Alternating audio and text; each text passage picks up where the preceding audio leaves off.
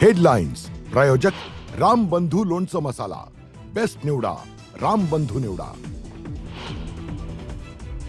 उपमुख्यमंत्री Eknath शिंदेंच्या हेलिकॉप्टरचं emergency landing. मुरबाडकडे जात असताना कल्याणमधल्या वादळात अडकलं होतं हेलिकॉप्टर.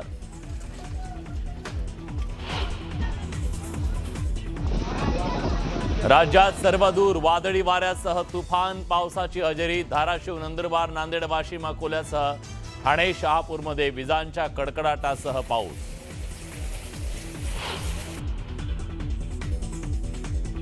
पायधुनीतल्या डोकाडिया कुटुंबियांच्या मृत्यूचं गूढ 11 दिवसानंतर उलगडलं. कलिंगडामुळे नाही तर उंदीर मारण्याच्या औषधामुळे मृत्यू.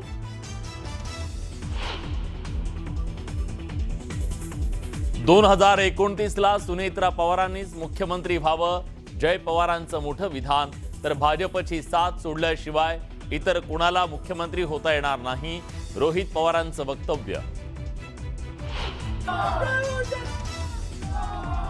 भरत गोगावलेंचा सुनील तटकरेंना धक्का. रायगडच्या म्हसळा नगर पंचायतीवर फडकवला शिवसेनेचा भगवा. 17 पैकी 9 जागांवर मिळवला विजय.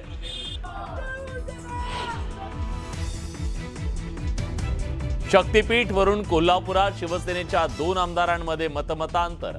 महामार्गाची अलाइनमेंट बदलल्यानंतर सुद्धा विरोध. चंद्रदीप नरके आणि राजेश क्षीरसागर यांच्या शाब्दिक संघर्ष.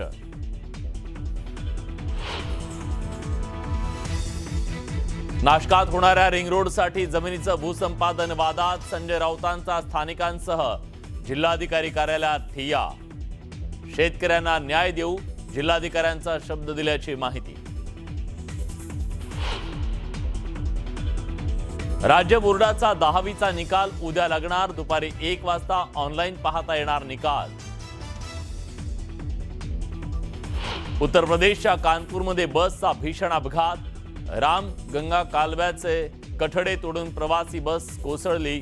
बसमध्ये अडकलेल्या प्रवाशांना बाहेर काढण्याचे शर्थीचे प्रयत्न.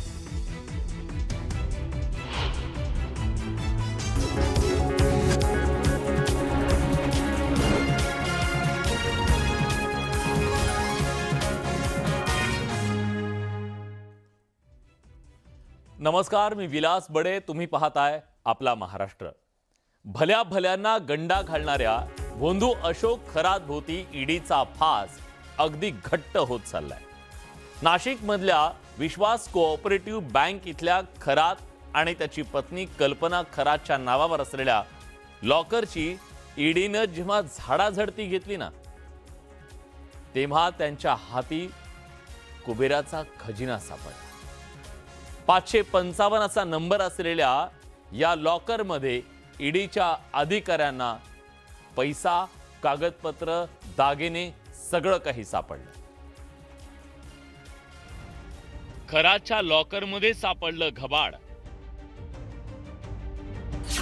लॉकर नंबर 555 मध्ये दडवली काळी माया. ईडीच्या हाती खराची 134 खाती. ईडीकडून भोंदू अशोक खरात आणि त्याची पत्नी कल्पना खरातच्या संपत्तीचा शोध घेतला जातोय. अशातच या पती पत्नीच्या नावावर असलेल्या बँक लॉकर मधील मोठं घबाड ईडीच्या हाती लागलंय. ते पाहून ईडीचे अधिकारीही थक्क झाले. नाशिकच्या मुंबई नाका परिसरातील विश्वास कोऑपरेटिव्ह बँक शाखेत खराचं लॉकर क्रमांक 555 आहे. हे लॉकर अशोक खरातची मुलगी सृष्टी खरातच्या उपस्थितीत ईडीच्या अधिकाऱ्यांनी उघडलं. या लॉकरमध्ये ईडीच्या अधिकाऱ्यांना कुबेराचा खजिना सापडला. 1,10,00,000चे सोन्याचे दागिने, 1,89,000ची चांदी, 5,500 अमेरिकन डॉलर्स. एप्रिलमध्ये खराच्या निवासस्थानी ईडीनं छापा टाकला. त्या छाप्यात या लॉकरची माहिती ईडी अधिकाऱ्यांच्या हाती लागली होती. जप्त करण्यात आलेल्या मौल्यवान दागिन्यांमध्ये सोन्याचे वजनदार नेकलेस सेट, लांब चेन, मंगळसूत्र, बांगड्या, कानातील दागिने तसंच चांदीच्या वस्तूंमध्ये गणपतीच्या मूर्ती आणि पैंजणाचा समावेश आहे. अनेक वेगळ्या प्रकारचे सोन्याचे दागिने, चांदी हे वेगवेगळ्या सोनारांकडनं घेतलंय. आणखीन त्यांच्या हॉलमार्कवरनं त्यांच्यापर्यंत सुद्धा ईडी पोहोचते. आणि याच्यातनंच एक वेगळंच नेक्सस समोर येतंय की ज्यामध्ये नुसताच अशोक खरात आणखीन त्याची पत्नी कल्पना खरात यांची ही मालमत्ता नाही, तर याच मालमत्ता करण्यासाठी म्हणून अनेक वेगवेगळ्या प्रकारचे उच्च पदस्थ अधिकारी सुद्धा याच्यात सामील असल्याची माहिती ही ईडीपर्यंत पोहोचते. आणि याचमुळे येत्या दिवसामध्ये अनेक उच्च पदस्थ अधिकारी, मग ते सरकारी अधिकारी असू शकतात किंवा पोलीस अधिकारी असू शकतात, हे ईडीच्या रडारवर येणार हे निश्चित. खराची बेनामी स्थावर मालमत्ता, गुंतवणूक आणि मनी लॉन्ड्रिंगसाठी वापरल्या जाणाऱ्या बनावट खात्यांच्या कथित जाळ्यावर ईडीचा तपास सुरू आहे. आतापर्यंत ईडीच्या हाती 2 सहकारी पतसंस्थांमधील 134 खाती लागली आहेत. या खात्यांच्या मार्फत 2022 ते 24 या दरम्यान 70 कोटींपेक्षा जास्त रकमेचे व्यवहार करण्यात आले. खरातनं पैसे वळवण्यासाठी या खात्यांचा वापर केल्याचा आरोप आहे. ईडीनं खराची संबंधित सुमारे 2 कोटी 4 लाख रुपयांच्या बँक ठेवी गोठवल्याची माहिती मिळते. शिर्डीमध्ये वेडिंग लॉन, सोलापूरमध्ये जमिनी, नाशिकच्या सिन्नरमध्ये MIDC मध्ये भूखंड अशी वेगवेगळी मालमत्ता अशोक खरातनं जमा केली. इतकंच नाही तर अशोक खरात याने ही मालमत्ता जमा करत असताना यापैकी मोठा वाटा अर्थात मोठी मालमत्ता ही त्याच्या कुटुंबियांच्या देखील नावावर केली. नाशिक, सोलापूर आणि पुणे या 3 प्रमुख शहरांमध्ये अशोक खरातच्या सर्वाधिक मालमत्ता आढळून आलेल्या आहे. जवळपास 70 ते 80 जागांचे सातबाराचे उतारे हे देखील आता या तपास अधिकाऱ्यांच्या हाती लागले. ईडीच्या या कारवाईमुळे अशोक खरातनं जमा केलेली काळी माया आता हळूहळू उघड होऊ लागली आहे.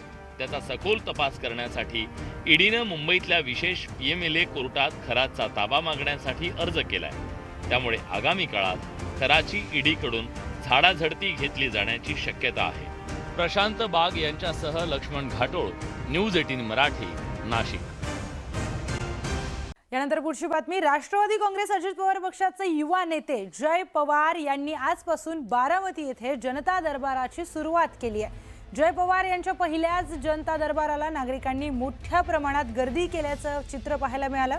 जनतेच्या अडचणी, समस्या जाणून घेत जय पवार यांनी संबंधित अधिकाऱ्यांना तात्काळ दूरध्वनीद्वारे सूचना दिल्या आणि अनेक प्रश्न जागेवरच मार्गी लावण्याचा प्रयत्न केलाय. भावनिक तर मी पण आहे. जेव्हा लोक मला ते सांगतात मी पण इमोशनल होतो. पण कुठेतरी सर्वांसाठी आधार म्हणून जसं बारामतीकरांनी यावेळेस पूर्ण आपलं वहिनींना, दादांना प्रेम दाखवलं, रेकॉर्ड ब्रेकिंग मताधिक्यांनी वहिनी आणि दादा निवडून आले, तसंच माझी पण आशा आहे की तेवढंच प्रेम मी त्यांना सर्वांना तिथं द्यायला पाहिजे. तसे आपले सर्वच बारामतीकर इथं आलेत आणि वाटलं नव्हतं की खरंच एवढे लोक पहिल्याच दिवशी येतील. पण तेच दादांचं प्रेम सगळ्यांच्या डोळ्यात अजूनही दिसतं आणि मी पण दादांसारखं काम करण्याचा प्रयत्न करतोय. आता चर्चा तर होतीये, पण तसं माझी काही इच्छा नाही. मी तुम्हाला सांगितलं की मी सर्वांसाठी इथं कामासाठी असणार आहे. यासह इतरही काही महत्त्वाच्या घडामोडी आपण पाहणार आहोत, पण तुर्तास वेळ झाली एका छोट्याशा ब्रेकची. पाहत रहा न्यूज 18 मराठी.